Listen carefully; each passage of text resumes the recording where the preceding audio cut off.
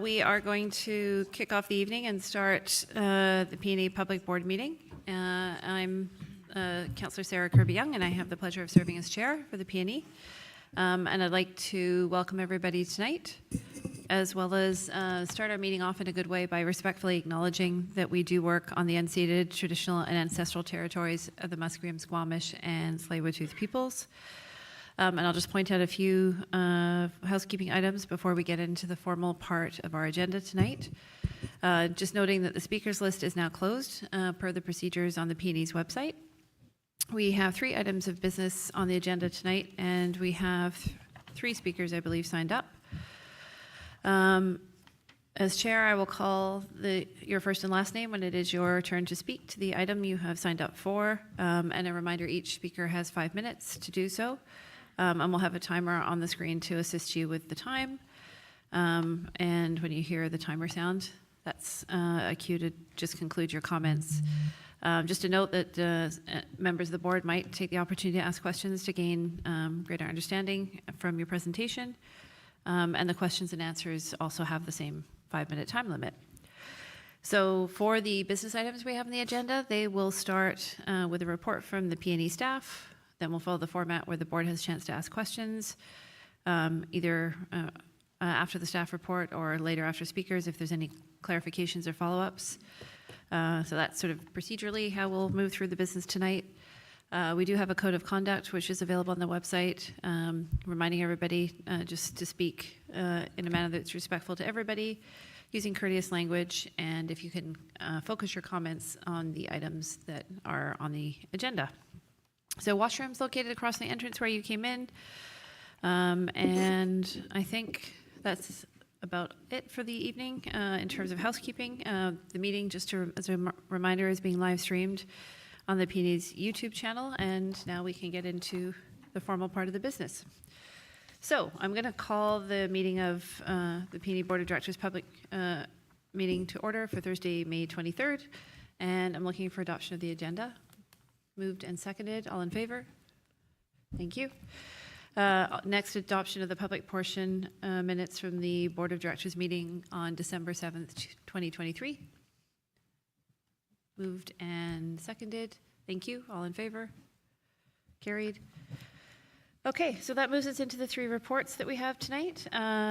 The first item is item 3.1, which is an update on the Hastings Park PNE Master Plan, and I will kick this one over to staff to take us through it. And I believe I take hints well. I see that Ming, I think, is on deck to present this one. Thanks, Ming. Yeah, thanks, Chair Kirby-Young. So, hello, everyone. My name is Ming Tian. I'm the Vice President, Facility Maintenance and Master Plan for the PNE. Today, I'm happy to provide an update on the Hastings Park PNE Master Plan. So, I think I'm in control. Okay, perfect. So the first one is the amphitheater project update. And here is our rendering of the project. And some key schedule update on this. For the remaining of the 2024, from now to the end, the work will focus on the civil utility and demolition work. And from 2025, for the first part, the work will be focused on the structure, the roof, and with the work, towards the end of the year, starting some of the interior fit-out, installation, furniture and fixture equipment, and landscaping work, with the finish target at spring, summer 2026. For this project, we also targeted some important environmental sustainability certifications. The first one is LEED Gold for new construction. LEED is a very important industry, well-recognized certification that evaluates 10 categories in terms of environmental practices in like water efficiency, energy, indoor environmental quality, site impact, location, and also the integration of all design elements.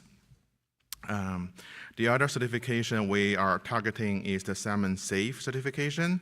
The Salmon Safe certification offers peer-reviewed certification and accreditation programs, linking the site development and land management practice with the climate resilient agriculture and water protection practices.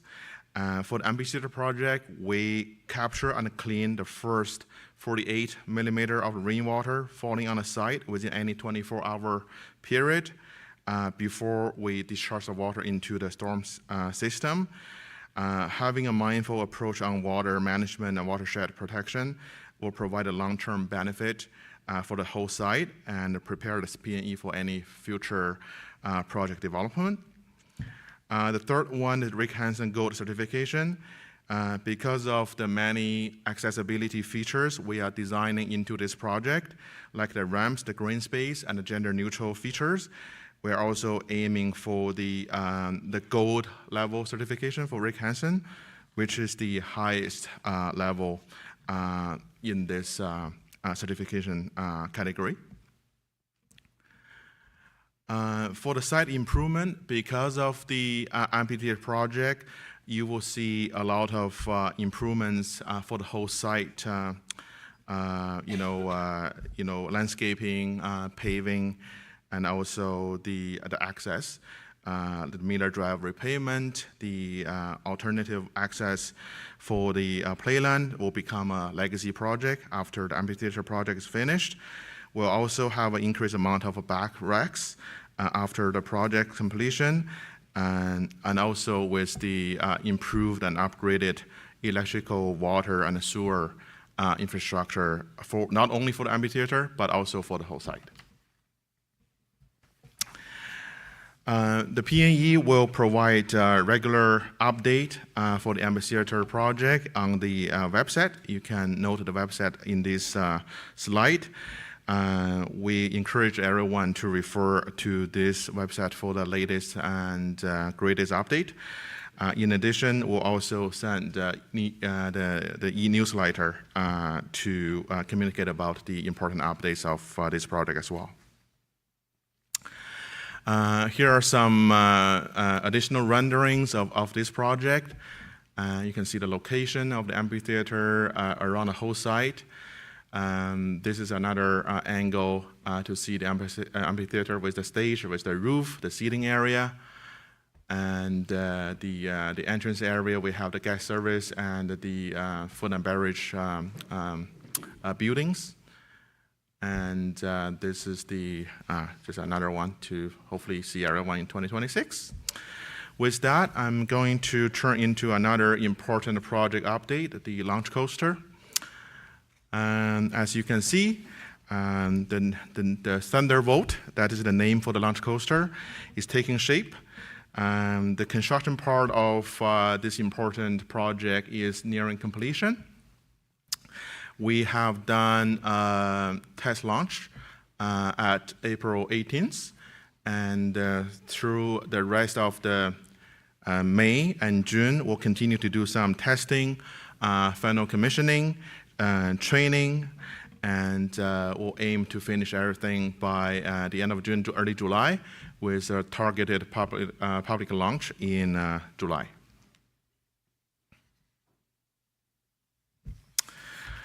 Moving on to my third topic for the additional site improvement that we want to bring to all of you since our last board meeting. The first one is the work we are doing in the sanctuary.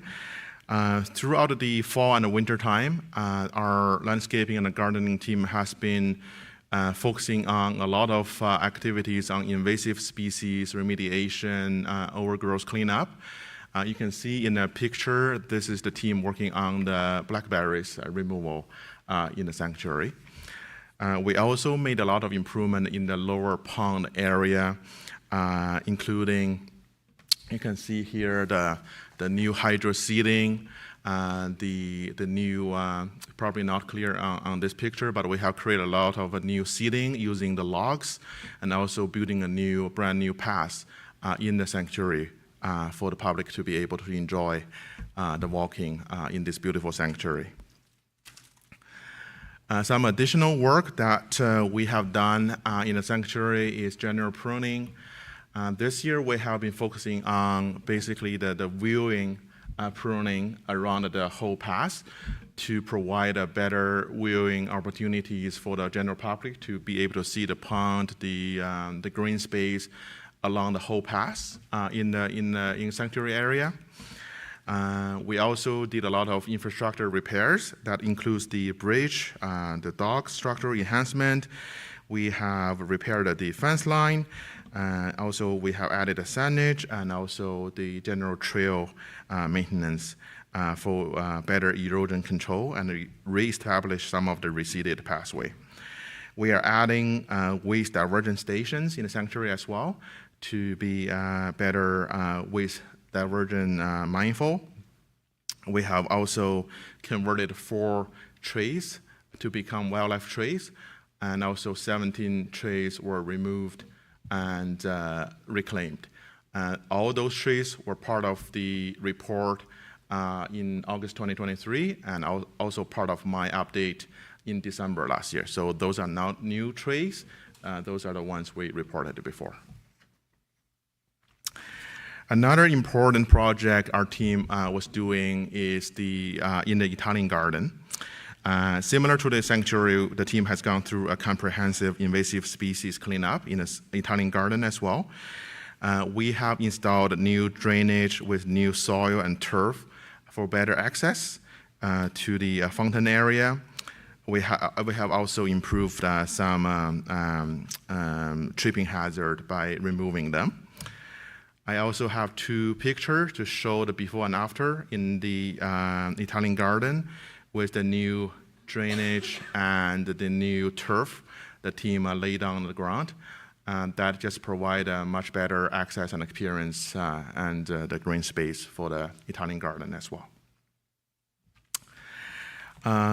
In addition to the sanctuary and the Italian garden work I just updated, the team has also planted over 4,000 bulbs across the whole site in the fall and the winter. And the removal of the species I just updated as well. And also the team pressure washed basically the entirety of the park to provide a better visual appearance of the whole park. We have improved some of the drainage issue along the Miller Drive area. And during the winter time, we have also enhanced our snow response procedure to gain a lot of efficiencies and reduce our snow response time so that we are able to provide safe and accessible park for the public during the winter time. Here are some pictures of the new flower bulbs that we planted in the fall and the winter. And this is kind of a before-after in the same picture, though, with a before on the right and the after on the left. Yeah. So my next update is on the tree management. I provided a preliminary report in December's meeting. Today, I just come back with some updates for the board and for the public. We have started the consultation and tree inventory survey. Both of them are completed, and our tree management plan is in the creation. And we have also started implemented some of the plan pieces, and also started some tree planting, in parts of the site. For the tree inventory, in addition to the traditional tree inventory, we identify the locations and the species identification. We will also record the features, the conditions of these species as well in this round of the survey.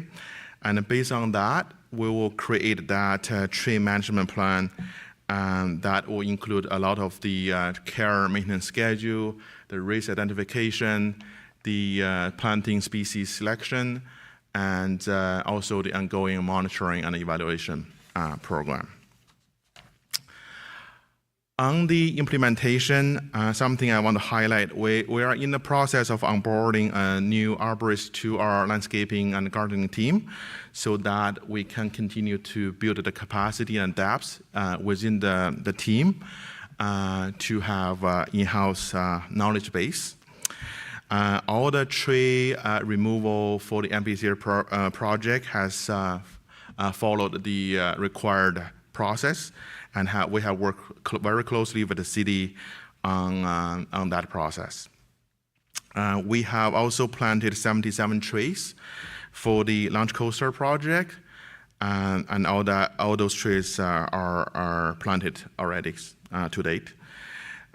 We are also in the finalization of the landscaping and tree planting for the new amphitheater project. That plan will be finished in the next month. With that, I think that's the end of my presentation. Now I'm going to open for some questions. Great. Thank you very much, Ming, for the overview. That was very comprehensive. Take this opportunity to see if there's any questions from board members at this point. Yes, Maury, please go ahead. Thank you. Thank you, Ming. One question for you, and I think the other question is maybe for Karen. Major risks that you think might affect the timeline for the amphitheater? Could you just talk to some of those? Yes. So for the timeline, we are in the process of tendering. So I think depending on the pace of the tendering, depending on the finish of the drawings, we're in this sequential tendering process. So the tendering results from the marketing, the market, availability of resources, that will probably have some, potential impact on the schedule. But so far, we are doing good. We haven't seen any delays on the schedule. So, we are, on schedule. Okay, good. Thank you. And then Karen, when do we, if we follow that timeline, when do we start actually booking acts and entertainment contracts?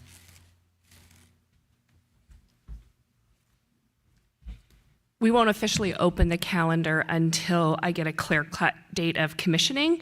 However, we suspect that it'll be in September of 2026, with a possible last-minute bookings in the late spring, if it's possible, based on commissioning. But at the moment, calendar won't open until we get commissioning dates. Okay, good. Thank you. Appreciate that. That's all. Thank you, Sarah. Thank you, Maury. Good questions. Any others? Yeah, I see Paul Mulcree. Go ahead. Thanks. Thanks very much, Ming, for the update. Just one quick question for you around trees. You referenced that we've removed 17 of the 43 dead trees that have been identified. Just your sense of timeline to complete that work. Thanks for the question, Director Mulcree. So I just want to clarify the questions regarding the completion of the management. No, sorry. You mentioned the removal of 17 dead trees out of the 43 that had previously been identified. Yeah. And just the remainder, the timeline for removal of the remainder of those dead trees. So the timeline for the remainder, sorry. I understand that now. So we don't have an immediate need to remove the remaining trees just because they are not in a risky condition. So we're just monitoring those closely. So when it warrants for the removal, we'll just remove as needed. Thanks for that clarification. Yeah. Great.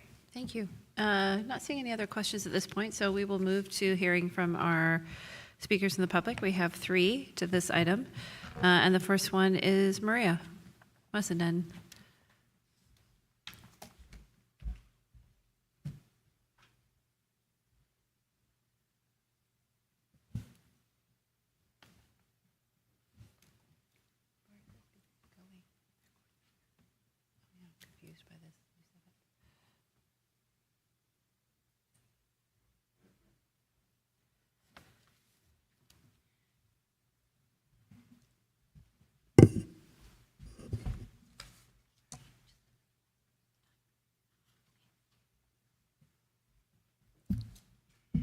Hi, welcome, Maria. When you are ready, please go ahead. Sorry to start this way. Please don't start at the timer yet. I have points of order to bring to this meeting. I've been waiting patiently for the PNE to step up to their bylaws and PNE governance, and this is very important for the public and for the board. Points of order. As a board, the PNE board has an obligation to see that PNE bylaws and the HP PNE governance is adhered to, both approved by council. The public provided, and that the public is provided with accurate and complete information. Too much of board business and PNE staff dealings are in compliance of these and needs rectifying. After all, the PNE is a public corporation and uses public land held in trust. Number one, bylaw 2.5, the PNE is subject to Access Information and Protection of Privacy Act of BC. I do not see any evidence in the PNE bylaw that, in their website, that accommodates this. I requested a report, an arborist report, under the an FOI request, and I was told by the communications and the community engagement manager to go to the city to seek this information from the city, and I was given the city FOI Maria? link. Maybe I can help with that one. I understand that the report that you're referencing specifically was actually a City of Vancouver generated report, and that was why you were directed to seek that from the city, because they were the source of the... Excuse me, I can't hear. Sorry, can you hear me now? It was a PNE report. It was not a city report. Okay, so and you can't... the city told me to go to the PNE for this information. Okay, I think we can follow that up offline. Perhaps there might be some confusion. My understanding it was a city report, but I do want to try to guide us to focus on the topic. So if there's any sort of other items you want to raise, and I'm sure staff will be happy to have those conversations as well. Also, your bylaw 4.1 is not being adhered to. Okay, do you want to state for the record what the specific concern is? The concern is that approved board meeting minutes are not posted before the public board meeting as per PNE bylaw, as per HP governance. I have brought this to the attention of the city manager. I've been dealing with a provincial agency on this, and they suggested that I come to the board with my concerns as a point of order. So let's deal with that one, and I'll just ask our CEO, Shelley Frost, to just respond about and publication also of minutes. the CAG group is not being used as per HP governance. The master plan hasn't been taken to this group as set out in the multi-party operations. I'm just going to try to deal with the first point that you raised, so we can just move through these, because I'm conscious of staying on topic with our agenda. But 4.1 section with respect to the minutes, let's just deal with that one. And also the December Maria? 1st, 2022 minutes need to be posted. The June 13th, 2022 minutes need to be posted. Yep, And the Maria? BIA member in the CEJ has served for 9 terms. Yep. The maximum is 5 terms. Okay, we understand the question, and I'm just going to endeavoring to get you an answer and a response. So I'm going to ask our CEO, Shelley Frost, to respond to that point quickly. I have it all here. Thank you, and we'll be happy to take a copy Can of that. Take I that away. hand this to you? Yes, but if you could just allow the CEO to respond to your question, I'd like to just do that now. Just related to the minutes that you were referring to, Maria, you brought to the attention that the December public board meeting minutes were not posted on the website. It has been our practice for the 20 years that I've been here, that the board minutes get approved at the next same meeting. So they would get approved at this board meeting and then get posted. However, having heard what you said, we've had conversations internally about ensuring that those board minutes come to an alternate board meeting so that they can be approved and be posted on the website in a more timely manner. Related to the February board meeting, we will acknowledge that we had a staffing change, and as during that period of staffing change, the February 7 minutes did not get posted in a timely manner. So they have now been posted, and it's been diarized with the new staff member to ensure that after every board meeting, when minutes are approved, that they are posted to the website. Okay, thank you, but the Okay, I'm going to suggest.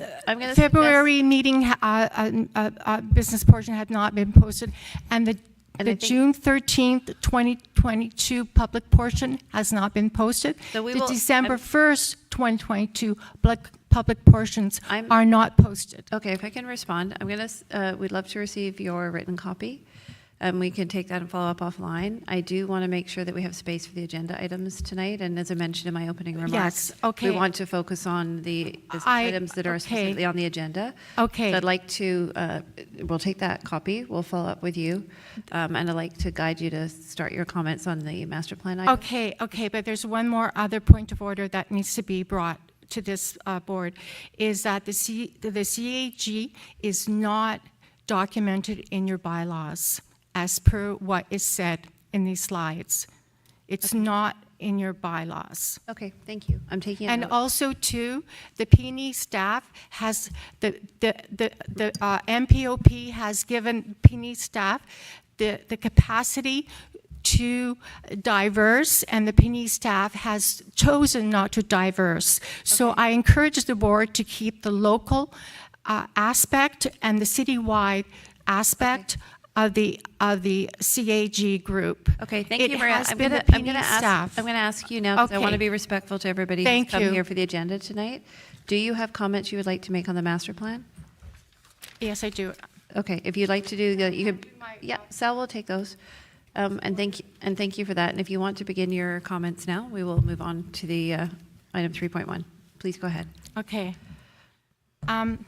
Just to let you know, I've been waiting patiently for the PNE to step up. I even spoke at the July 12, 2023 council meeting, and I said that the PNE is lacking oversight. And there were 3 directors there, and there were 2 staff there, and they heard me say that, and I've been waiting patiently since then for things to step up.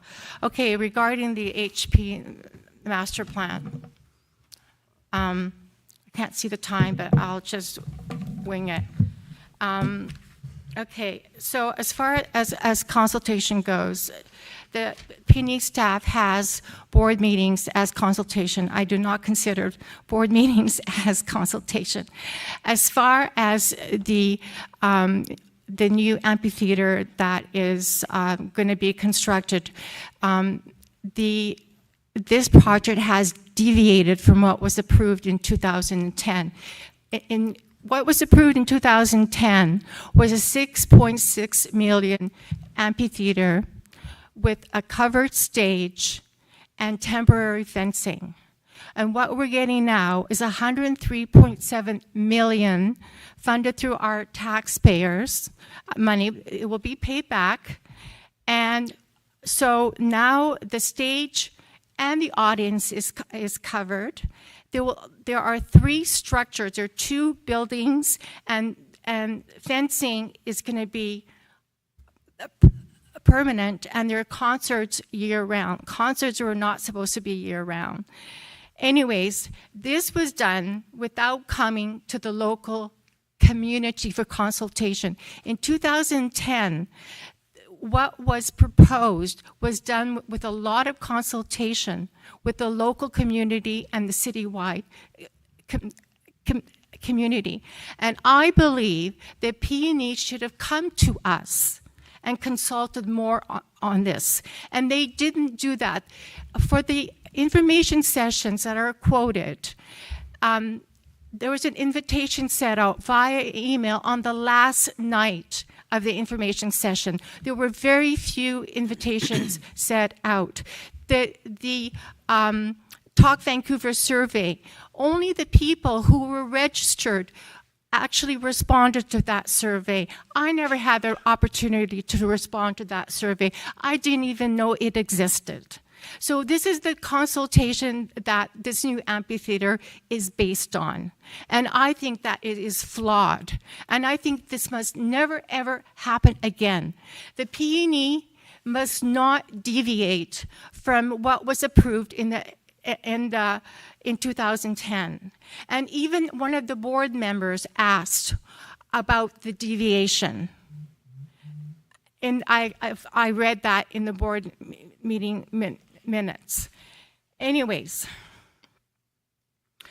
I'm concerned about the sanctuary. This is going to be 6 floors high. And it's going to shade the sanctuary. What about the noise? The herons, there's blue herons. They're protected at Stanley Park, but they're not protected here. Why? Why wasn't an impact study done to the sanctuary, to the surrounding neighborhoods? And another thing is the roof was rotated. Now, I live to the north, and there are supposed to be cedar hedges planted. Those will take years to grow. How am I going to be protected from the noise? In the acoustical report, it has as high as 79 dBc lake. The noise bylaw is 70. There was supposed to be an open house. I have so many questions to ask. You were supposed to have an open house. You guaranteed us that. You didn't have one. And that is bad on the PNE staff. We need to be included. We need to be included. You know, I have so much more to say. The Italian gardens and the sanctuary are not part of the HP master plan, but yet they are here. So I wish I wish the PNE staff Thank you, Maria. would be more accurate with their information to the board. Thank you, Maria. Appreciate your comments and your comments on public consultation, the importance of that. Thank you for coming. We will move on to speaker number 2, which is Susan Stewart. Thank you.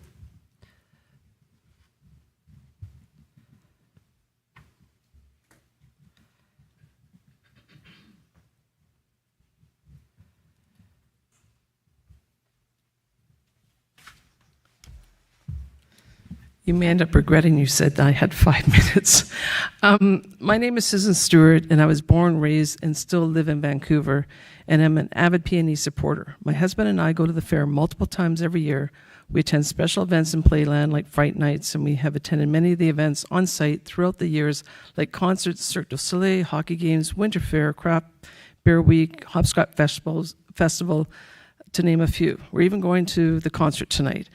I have experienced over 40 concerts in the amphitheater and can't wait for the new venue to be completed. For us, the PNE feels like home, and I want to express that this place, this space, is a gem for everyone in Vancouver and throughout the province. I have spoken a few times at council and at board meetings about the master plan and how it must continue to be implemented. I have heard over the years people speak for and against it. The PNE and yourself likely most often hear from those that are unhappy with what is happening on site, and from what I've gathered, these people tend to be from the neighborhood. We have to remember that the 100-plus-year-old PNE grounds is for a wide range of people, not just the locals, as the area they would and should have most of the say on is Hastings Community Center across the street, so to speak. I see the PNE working hard to address concerns, and while they are unlikely to be able to make everyone happy, I want to say that I am really pleased to see transformation with the opening of a new roller coaster this summer, something I will not be on as I'm ride adverse. I can hardly wait for the new amphitheater. There is something special about the PNE, and this city needs a vibrant event space like these grounds can and do provide. There will always be a place for both sides of an argument, but I hope the board continues to support a vision for Hastings Parks that includes bringing the master plan to fruition, and that you hear from more people like myself, my husband, my sister, brother-in-law, friends who reside in and outside the city limits and the country.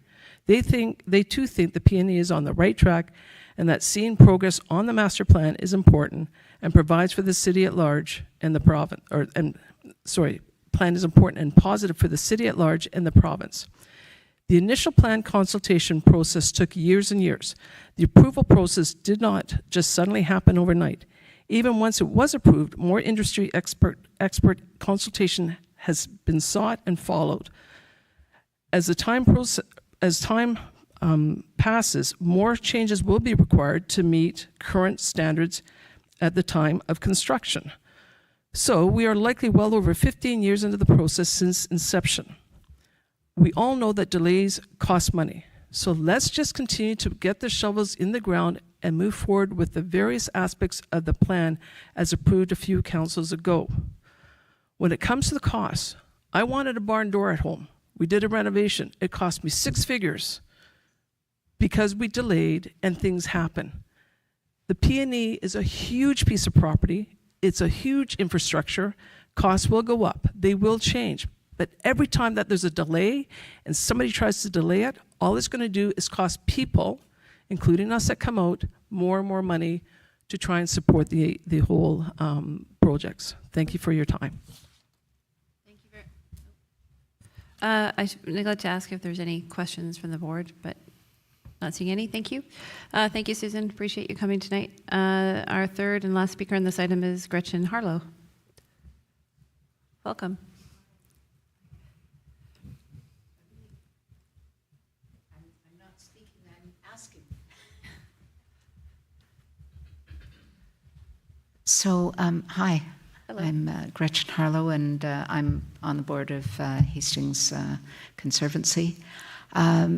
We just had a question around the master plan and the daylighting of the stream, and wanted to make sure that it was still very much part of the master plan, and that we see that there's mention of having a salmon-safe certification done for the amphitheater, and that one path of the daylit stream may go by the amphitheater, but I did look at the regulations or the description, and you can be salmon safe, but you don't have to have a water course. So we just want to make sure that the daylit stream is in fact considered feasible, and that things are going ahead with it as it has been a highlighted part of the master plan. Okay. Thank you very much for your comments. I can attest that the daylighting is still very much part of the master plan. Okay. Thank you. Thank you for being here. Okay. So an opportunity to see if there's any follow-up clarification questions from board members on the master plan update. Nope. Seeing none. Okay. That concludes item 3.1. Our next item of business is item 3.2, which is the redevelopment with respect to site impact and public safety. And we have Shauna Wilton to provide an update on this item. Thank you, Shauna. Good evening, everyone. My name is Shauna Wilton. I'm the Vice President of Event Operations. And so I'm here to follow up on Ming's presentation in terms of some of the site impacts and event impacts and public safety considerations of the various projects that we have going on site right now. The 4 main areas I'm going to cover tonight are impacts to fare for this year, the traffic and pedestrian flow around the site, our parking and transit plans, and then neighborhood cleanup and public safety support. So the amphitheater construction on site presents some opportunities and challenges that we're going to address in the fare footprint for this year. If you look on the slide and you start with that gray area in the middle, which is the current amphitheater construction site, it creates a bit of a domino around the rest of the site in terms of how we're going to move some things around this year. So the amphitheater shows, which were outdoors last year, are moving into the Coliseum, and so summer night concerts will take place up in the left-hand corner, summer night concerts. That creates a trickle of the super dogs moving into the amphitheater. into the Agrodome, thank you. From there, that also pushes some of our programming out of the Agrodome into the livestock barns, which is going to cause some of the programming from the livestock barns to move into the Italian gardens. That's the Kids Discovery Farm. And along with that, we're also going to be moving the Toon City stage from the sanctuary area into the Italian gardens as well. So we need to think about using the site in a slightly different way this year, since our footprint is a bit smaller due to this construction. And so we're still going to have as many attractions and programming as possible. It's just going to look a little bit different this year. In terms of what it means from a traffic and a pedestrian flow perspective, so Miller Drive is really one of the biggest impacts at the moment. There's currently 500 feet of Miller Drive north of the amphitheater construction site that we have limited to single lane. And so that's really to accommodate a two-way pedestrian space alongside the road for safety reasons. We are currently evaluating that configuration pretty much on a daily basis to make sure that it's still effective and safe as construction changes and that footprint changes, and also as we're doing different events on site as well. We are putting extra staff during events so that we can flip Miller Drive to be two-way. And as I said, we'll continue to evaluate that as the year progresses.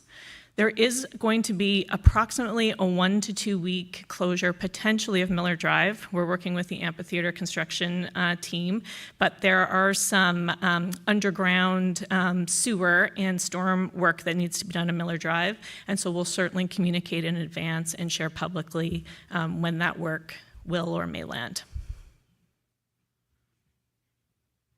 In terms of some other flow changes to the site, if you look at that arrow on the top of this diagram that's got the big X in it, that is meant to denote that the amphitheater construction has shut down what we call the main parade or the wheel hill that normally goes up into Playland. And for those of you that attend fair, you know that's a very major thoroughfare for pedestrian traffic on site.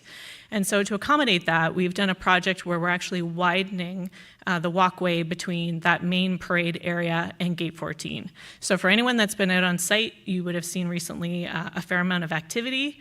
That work is actually now complete. And so you can see sort of on this diagram where the green arrows are, that's the new flow of traffic that will happen during fair to make sure that we still have connectivity between Playland and the rest of fair. And it said completion was expected by May 22nd. It is now complete. Moving on to traffic and transit and parking. So we often park cars both in the amphitheater footprint and also in the adjacent Revel district. But obviously that is now being out of commission creates some obstacles to parking on site. So we do have a reduction in on-site parking currently. Also with the end of the filming strike, we have got a considerable amount of film crews that are using our parking lots in non-event days. So we're very actively working with the team to make sure that we are leveraging as much of the site as possible to accommodate parking, certainly during event times. And we're doing things like working with the racetrack to use overflow space with them on event days. Normally that's something that we would only do during the fair, but we're finding that we need to do that during events right now.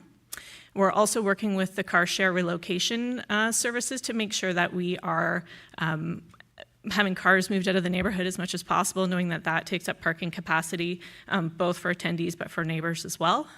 And we do have some good news on the horizon. As the launch coaster construction comes to an end, we will get part of Lot 9C back.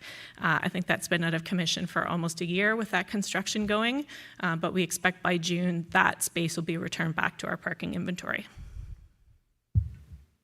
In terms of fair time parking and transit, so we will do similar to what we did in previous years, make sure that we are diverting traffic off of Hastings Street, down along to the racetrack infield for additional fair parking. So that is something that's been effective, I think, in previous years. We will continue to do that this year. We will have all our regular lots to be used as in previous years. We will continue to have staff park off-site at the school lot. I believe we use the Hastings lot. And we are in discussions with TransLink to make sure that we have a return of fair time service to help support active transportation and alternate transportation to site. We will confirm the schedule when we're a little further along in those conversations. We do continue to have rideshare drop-off available at Gate 2, 6, and 9 year-round. We did do a pilot this year with Moby Bikes. So they installed a station just across from the main Playland gate. It was installed in July of 2023, and it was in place to Fright Nights. It was considered to be underutilized. It was a bit on the outer boundaries of the Moby Bike network. So at this time, there is not a plan to reinstall that Moby station for 2024, but we will continue to have bike racks available at all the main entry gates. Just pivoting to neighborhood cleanup and public safety support. Under our community support program, we do have the public safety team patrolling the neighborhood during events. And we've also got the facilities and maintenance team that does a neighborhood cleaning program each morning after fair and also during the Playland season. So from a fair time perspective, that cleanup program runs daily between August 17th and September 2nd. It does include all the streets that you see highlighted on this map. The different colors really just denote different crews that are looking after those particular areas. And we do have a process where a foreman actually goes out and checks the neighborhood to see what are the areas that need to be looked after. And so we can flex that map a bit depending on what the needs are, but it's actively evaluated as opposed to just kind of executed. Similarly for Playland, twice a week on Fridays and Sundays, there is a region that is looked after by our Playland crew. It includes Lot 16 and the streets that you see highlighted in red there. It is done during the park season, which is May 17th to August 16th this year, and during the Fright Nights period as well.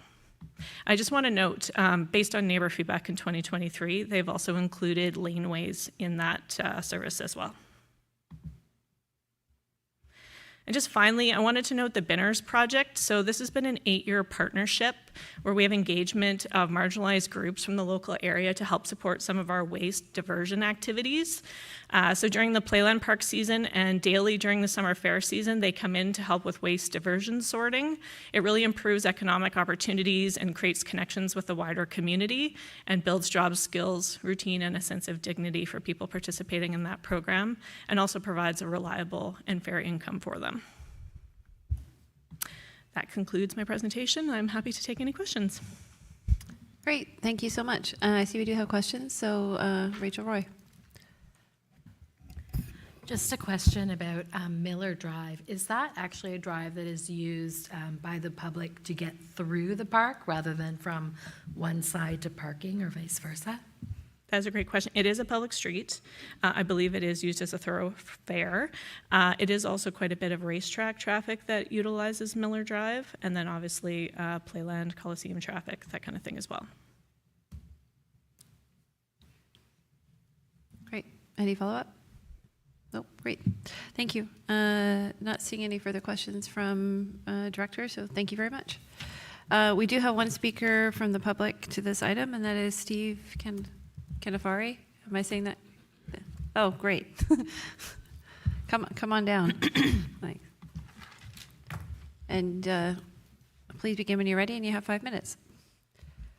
Great, thanks for the opportunity to speak. I just want to do a quick comment, though. I took a moment before I came down to take a look at the amphitheater, and I'm impressed. First of all, it started. But as someone who's served on the Community Advisory Committee for a number of terms, my experience, and I can speak for myself, I thought it was very open, very transparent. I can't tell you how many times I had to listen to project managers detail what was happening, how many opportunities there were for the community to provide their feedback and ideas. And again, some may not have experienced that, but in my experience, there was a lot of debate, pros and cons, and I just felt respected, and I think the community had an opportunity to provide their feedback. So thank you, and I'm looking forward to going to a concert. So now the question I have, I guess, longtime resident of Vancouver, live on the other side, so towards Boundary Road,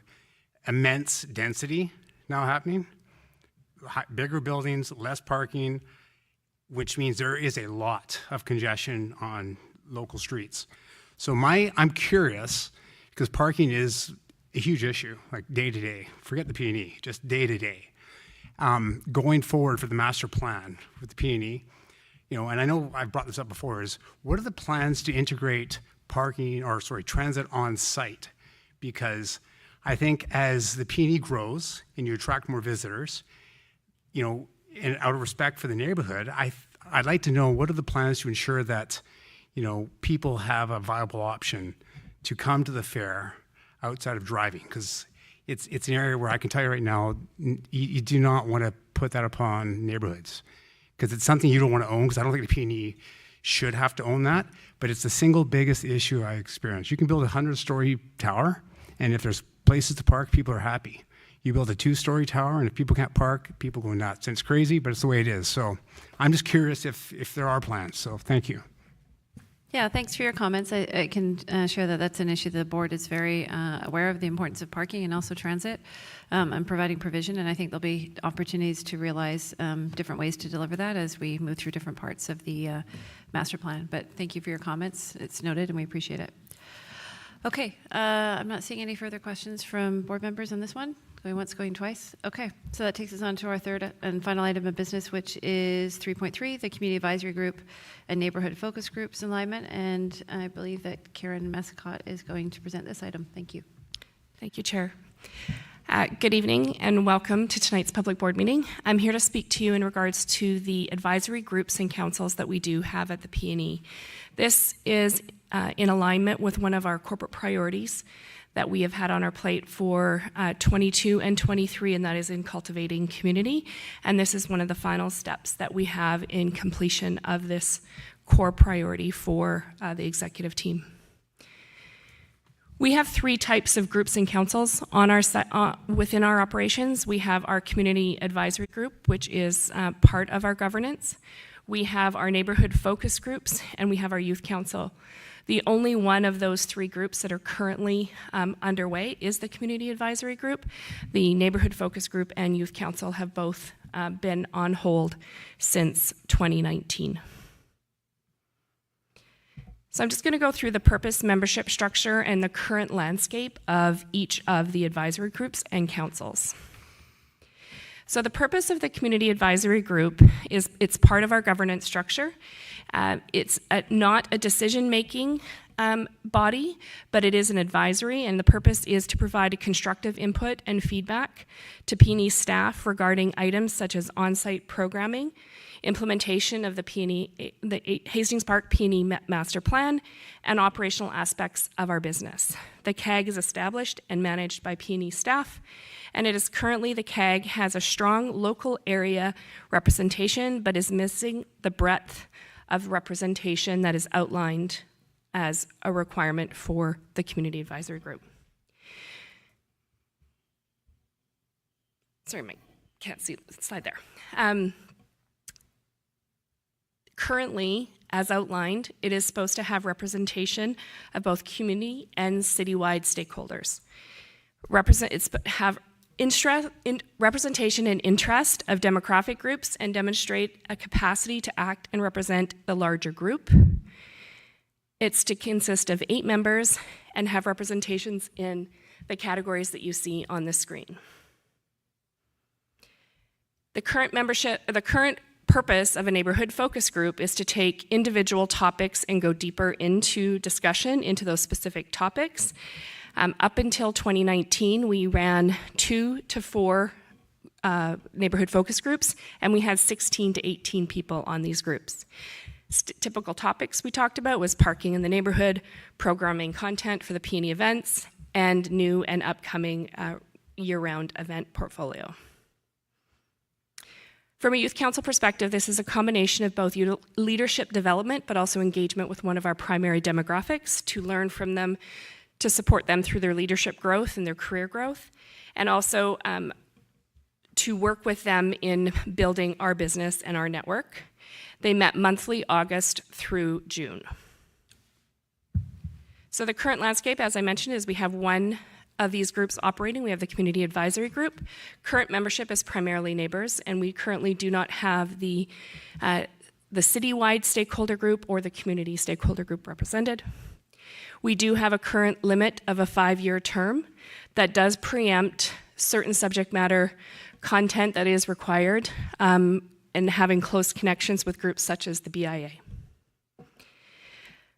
There is a strong desire from our neighbors to have more input on more very specific targeted conversations. So the need for the neighborhood focus groups is strong and evident. And the Youth Council is a critical way of engaging with our key demographic, but it does need to be reformatted as we have done it for 11 years in its current format. And we also need to attract a more diverse group to that Youth Council. So our recommendations and next steps for this, and the purpose here is to continue to build communication within the larger community as a whole, as well as our neighborhood groups, and to provide opportunity for deeper dialogue and very, very focused conversations that our neighbors want to have, and also identify and come up with a way of serving the overall business needs of the PNE from a consultation, having the subject matter expertise, as well as the interest within the overall operations. So we are recommending that we add 2 new categories to the Community Advisory Group, as we believe that these are both represented. We do believe we need a youth representative, and we do believe that we need somebody from the diversity, equity, and inclusion community. We've also are recommending that we have very specific representation in each of these. So we are suggesting for the business and economic development that we always have the East Village BIA Executive Director hold that position. We're recommending from a sports and recreation perspective that we have a PNE tenant in Community Ice or a Community Ice client, somebody who is regularly working and operating on our facility in a sport and recreation capacity. A community impact and communications, we are looking to broaden that to have a subject matter expert in those fields. Educational institution as well. That could be a teacher, that could be an educational institution, an academic. Culture events and festivals, we are looking for a subject matter expert, so somebody from that community. Park stewardship, sustainability, and environmental education. We do believe, and over the last couple years, we've been building a stronger alliance with the Hastings Conservancy, and we would like to bring that in closer by having a representative from the Hastings Conservancy on the Community Advisory Group, so that we can continue to work on the projects we're currently working on, but also ensure that we capture the needs and desires of what they're working on in their own organizations, and have the ability to integrate projects to maybe be able to move things over and forward faster. And as I mentioned, having a youth representative, we do believe it's important to have a neighbor at large on the community, so the representation and the needs of a neighbor, and then somebody from the DEI community. This does not mean that these subject matter experts don't come from the neighborhood. It means that we do want to have very specific skills and expertise and knowledge to help our business grow and how to be able to fulfill the business operations, the park operations, and the PNE Hastings Park Master Plan. We also want to look to align this to the community advisor, or to the neighborhood focus groups. So we do want to segment the neighborhood focus groups. Previously, we had one neighborhood focus group that talked about all topics, but not everybody was interested in all those topics. So we want to break it down into 3 groups.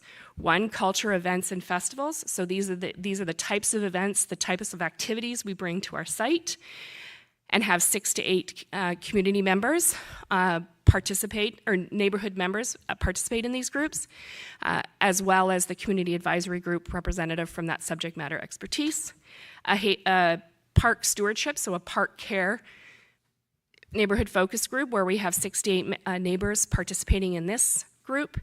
And then each of those groups would be chaired by either Shauna or by Ming.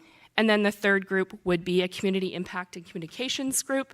And this is really on the community programs, the grant funds, the ticket donation programs, any of the sponsorships that we do, and our overall communications and content that we share with the community at large, having a focus group on that to continue to expand the operations in these areas.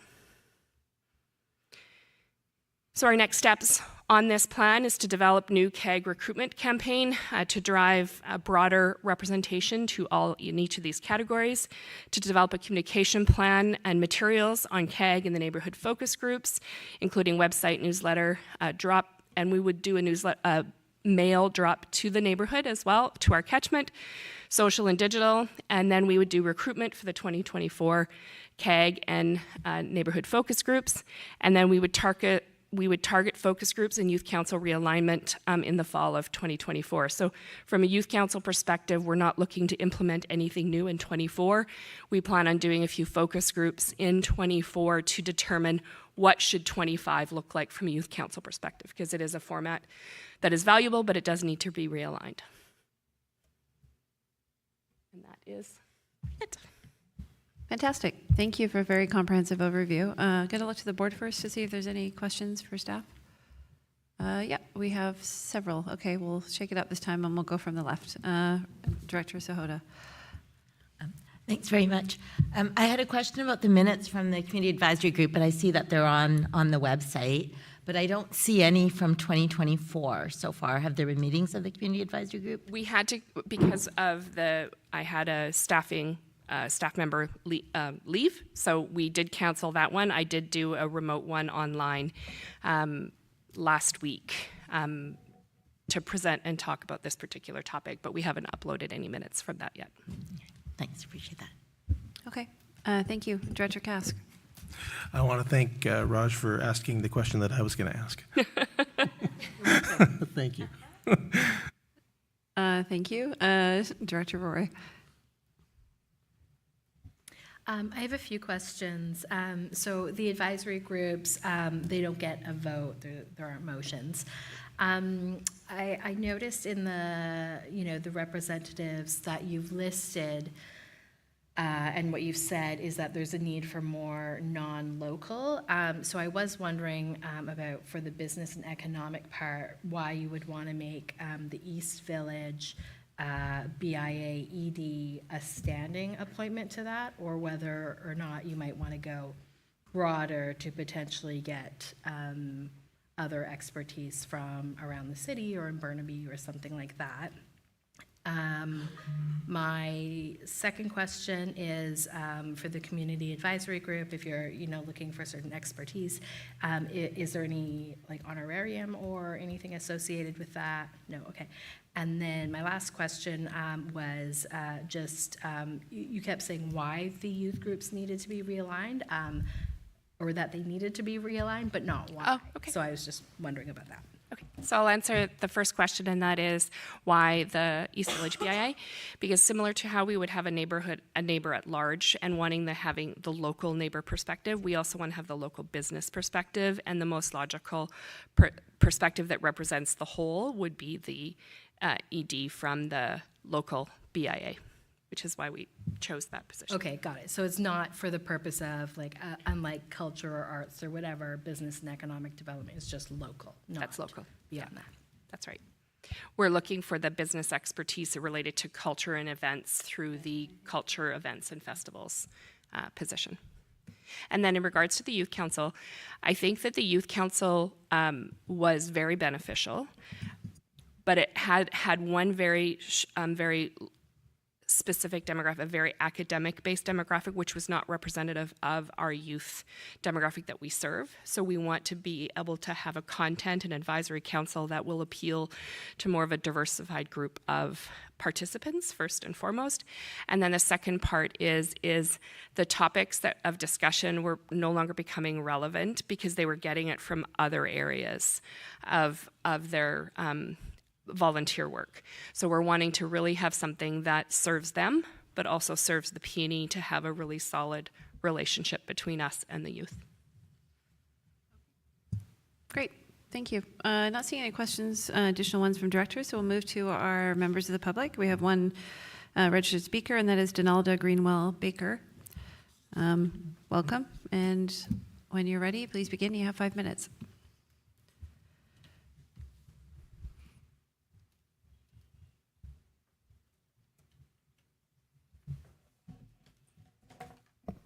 So hello everyone, and I'm Danelda Greenwell Baker and the chair of the Hastings Park Conservancy.